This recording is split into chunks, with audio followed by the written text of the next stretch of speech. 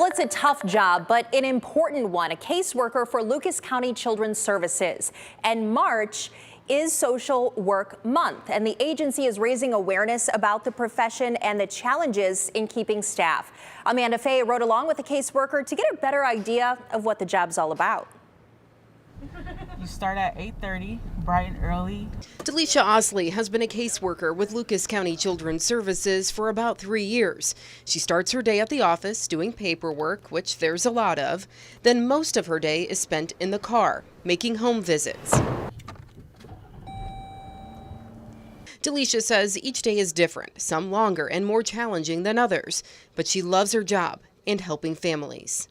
I was a child that was in the system, and with my experience that I had, it made me want to give back to my community. Delisha's experience in the system was a good one, and she'll never forget what her caseworker did for her. I remember that she was very nice, and she was the first human that ever showed me kindness. Delisha has a pretty heavy workload. Right now, she's overseeing 20 cases, but that's not supposed to be the norm. Executive Director of Lucas County Children's Services, Robin Reese, says her staff needs reinforcements. Right now, they're overwhelmed. I'm going to be honest with you. Caseloads are high, like everybody else. We have workforce issues. We can't attract enough people. And when we attract good people, other people try to take them. A recent survey through Ohio State University found nationally an average of 30% of Child Protective Services workers leave their position each year. In Ohio, 38% quit in 2020. The survey found burnout to be a big factor. People come into the field thinking they're going to work directly with children. That's a small piece of it. A lot of your work is going to be working with adults. Sometimes they're motivated, sometimes they are not. But the reality is you see the worst of humanity.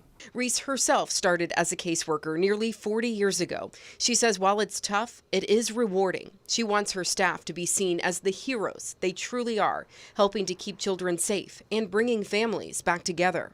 Honestly, would like to see caseworkers considered first responders. There's a lot that goes along with that. If not that, a different kind of category where they get the same respect as other first responders. Respect for people like Delisha, who instead finds the reward in positive outcomes for families. I love when we reunify families, the kids with their parents. That's the best part, because all of the work that these parents have done, it wasn't for nothing. And they've learned a lot based on the services that we have offered them. For WTOL 11, I'm Amanda Fay.